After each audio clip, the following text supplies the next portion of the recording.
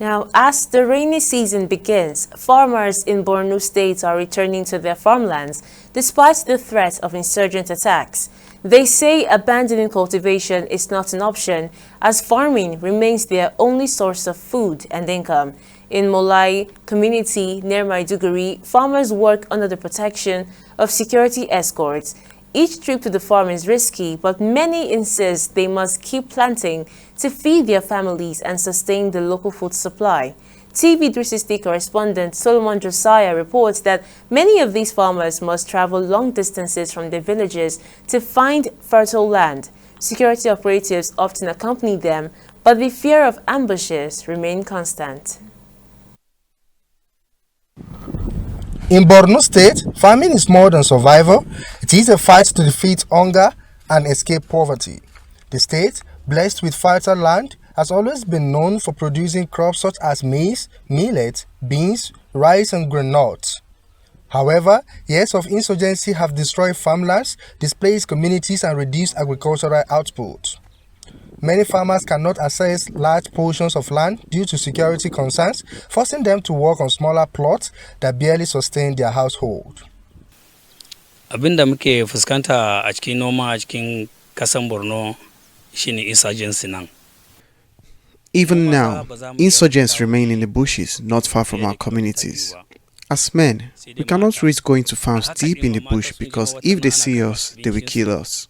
Sometimes, they spare the women only season the food they harvest. That is why we often send our wives to cultivate the farmlands far away from home. Da son samu gwamnati su tamake mu. Muna zuwa gonakinmu da mu da yaranmu. Every day I go to the farm with my children, but my husband never follows us to the distant farmlands. At times, we encounter insurgents, but because we are women, they usually spare us, only taking what we have. I farm in areas far from home, but thankfully I have never encountered insurgents on my way. I know they are around, but I've managed to carry out my farming successfully every year without direct confrontation. Government officials have assured continuous support to farming communities, promising to provide security escorts, distribute input, and empower farmers through agricultural programs.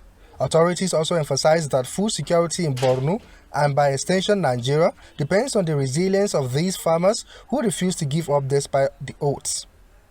Regarding the issues of agricultural activities under the leadership of Professor Babagana Omar, he has ensured that people have returned back to their farm by ensuring that all the IDPs have returned to their ancestral homes and also participate in agricultural activities.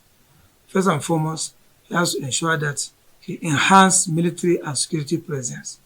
The government has increased the deployment of military personnel and police in farming communities to ensure the safety of farmers and deter attacks by insurgents. This includes the establishment of military posts, civilian genital task force posts, vigilantes, strike hunters posts, and others near the farmlands. Secondly, there's a community vigilante groups. His Excellency empowered these local vigilante groups to assist in the protection of farmers in their farmland. And this group often composed of local residents as well as their traditional leaders. Also, there's a farmers training and awareness program. The government has initiated a program to educate farmers on best practice for security awareness. As insecurity continues to cast a shadow over Borno's farmland, many farmers say every trip to their farm feels like a gamble with their lives. Yet, despite the constant threat of attacks, they keep going because to stop farming will mean hunger for their families and the entire community. Solomon Josiah, TV 360, Borno.